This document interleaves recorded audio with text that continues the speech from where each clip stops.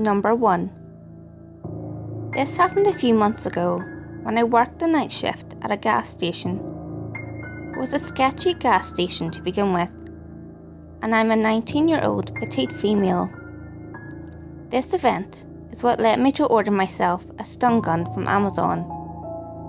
Fun fact, they're very inexpensive and highly effective. I was getting ready to close up the store as usual, around 9:30 p.m. And also as usual, someone decides to walk in at this point. I politely say, "Sorry, we're closed," and he walked back out.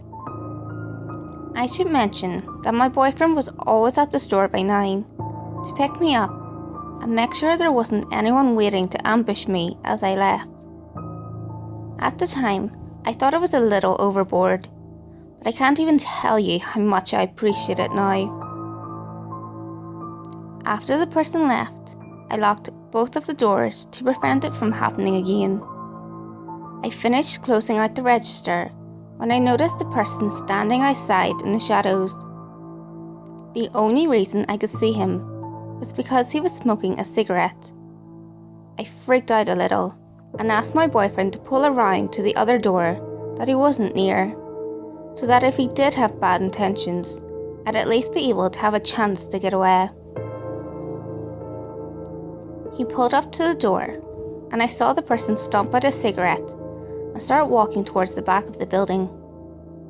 I was relieved, so I got in the car and started telling my boyfriend how creepy he was. We started heading up the road to go home. This is where shit really got weird for me.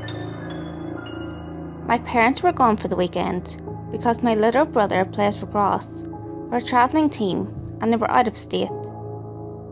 So me and my boyfriend were house-sitting to take care of all the animals. I swear, my mum would be considered an animal hoarder if they weren't so well taken care of. Those animals are the happiest animals you'd ever see. But anyway, as we're driving, I noticed a silver Toyota Camry behind us.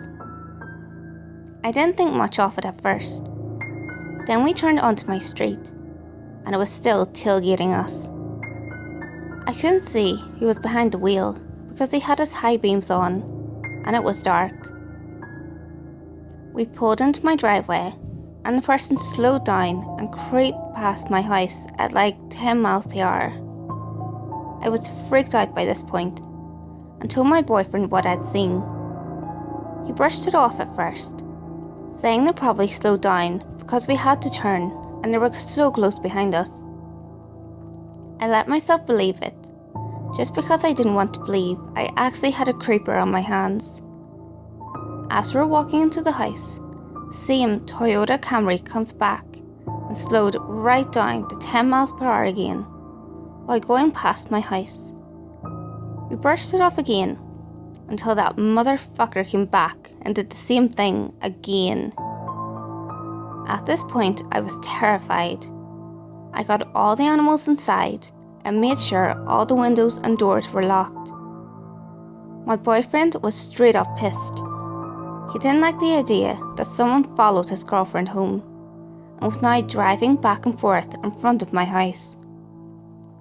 The next time the person came by, my boyfriend chased him up the road in his car. When he came back home about 10 minutes later, I asked about what happened. He told me that the person wouldn't stop, so he had to literally pass him and create a roadblock with his car. When the person got out of their car, my boyfriend told him if he ever went near that house again, he'd regret it. The person never came back. Not to my house or to the gas station. I went on maternity leave shortly after the incident, so luckily I didn't work there for much longer. And I never had another issue like that. The only other incident happened when I was alone and bringing trash out to the dumpster. I had my stun gun at this point, and all I had to do was activate it, and my possible assailant went running. That's a whole different story though. Number 2. This one is not life-threatening or a dangerous experience, but it still creeps me out. So I'm going to tell you about this, starting from the beginning. The first time I moved out of my boarding house was 2 years ago. It's a nice place with everything I need. We have cable TV, water heater, good internet connection, room service, and laundry for a very reasonable price. It's hard to find a place like it in the city. There are still some disadvantages from my boarding house though. It's kind of far from my campus, and at night it's so dark because there's only one street light and it's seldom on. At first, I have no trouble walking alone through the alley. It's always full of people between 6 AM and 8 PM. But in the middle of the first semester, I was starting to have a lot of things to do at my campus that needed me to stay out very late. One night, I walked through the alley, and at the corner of my eye, I saw a figure roaming on the street. There was no light, and I could only see that the figure was crook-backed, and I feel like it was staring at me. I walked faster when I passed the figure, trying not to see that person's eyes. Not far from that, there was a couple making out on a shelter at the side of the street. Seeing that made me forget about the crook-backed figure. Several nights after that, I came home late again. It was by 2 AM. I was really sleepy and almost fell asleep at the bus. When I walked through the usual alley, the streetlight was on. There stood the crook-backed figure under the light. I saw her clearly that time. She was an old woman wearing clothes made of some sawn banners. She wasn't really crooked. It's just that she didn't stand straight. She was staring at me again. That time, I wasn't sure whether she was the same person or not. Because, as I said before, she wore banners. Probably got those banners from the street. She was just roaming around the alley without doing specific things. I passed her again. She didn't do anything weird, just staring at me all the time. The third time, fourth time, and so on. I met her almost every time I came home late. I'm getting used to her staring at me. She never did anything to me, so I didn't bother too much. And then, at a fine night, when I actually didn't come home as late as usual, something happened. I passed her as usual, and suddenly, she took my wrist from behind. "Have you eaten yet?" she asked me. I was shocked and confused for a moment. I answered yes. She let go of my hand, and then, without thinking, I walked really fast, leaving her. She ran after me.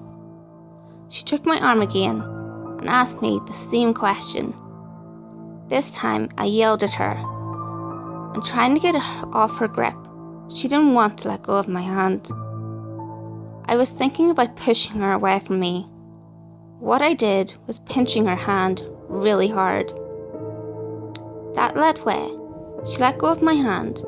Without wasting any moment, I ran away fast from her. Thankfully, she didn't follow me to my boarding house.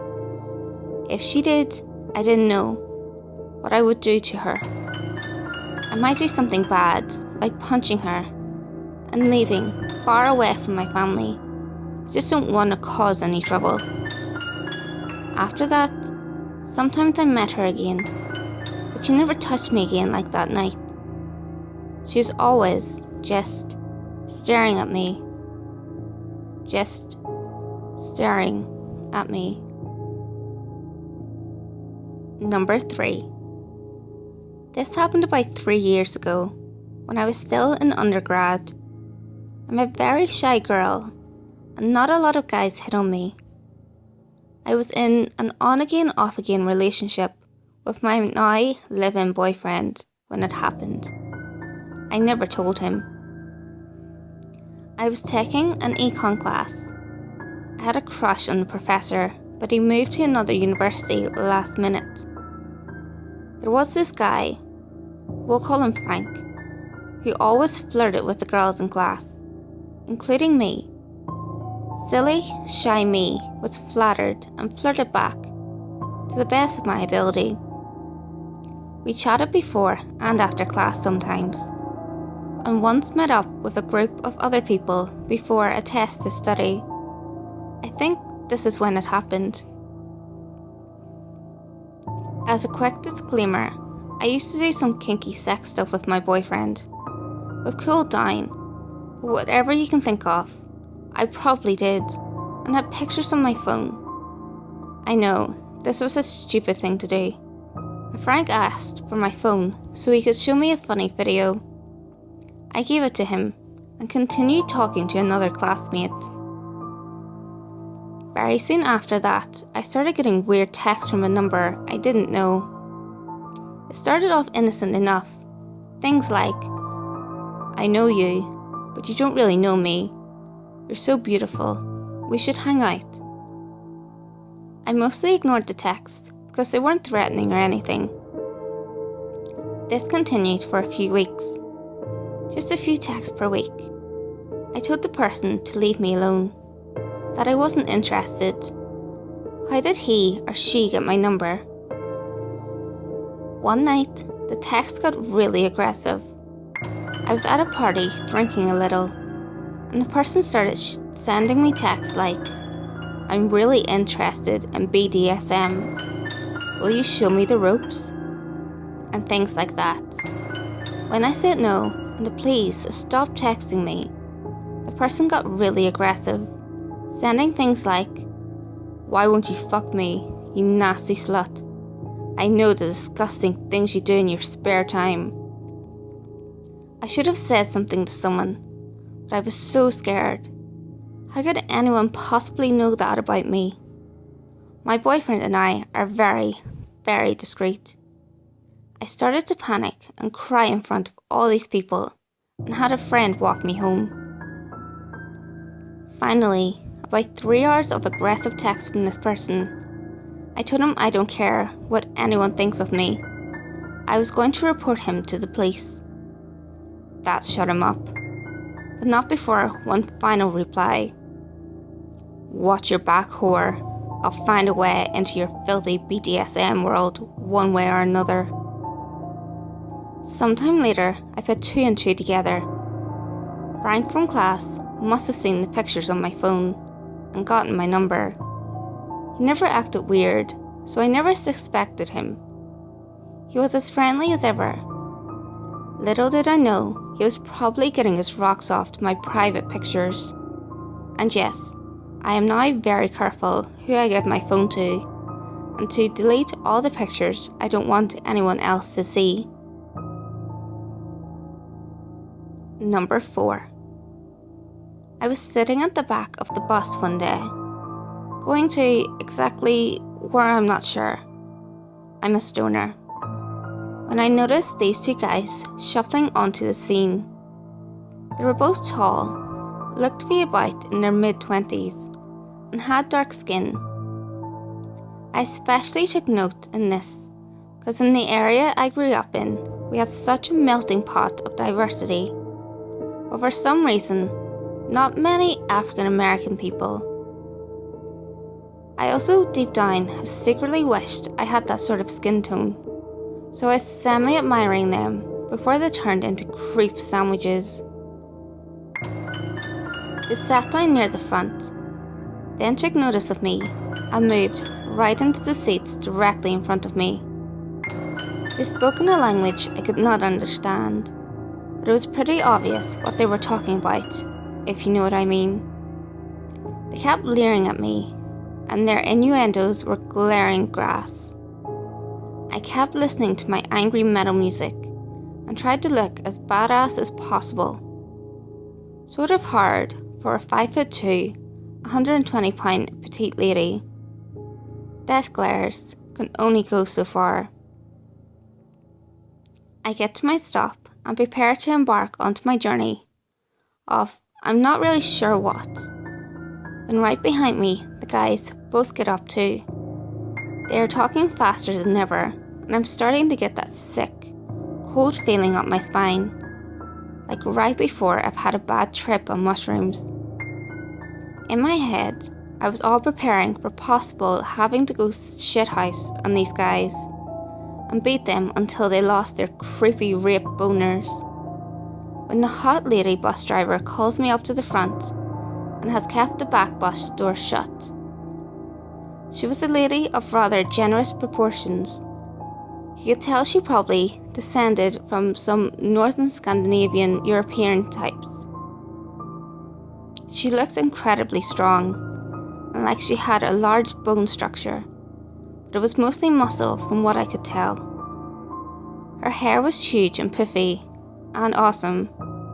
Think 80s MILF porn star bleached blonde, with a little bit of darkened roots growing in. And she had the kind of voice where you can tell she doesn't mess around. She looked me in the eyes and asked me if I was alright. I shakily said no and looked at the two men. She said, I'm going to let just you off the bus, okay? Go over to the mall across the street. She then briskly called the two guys over to the front of the bus.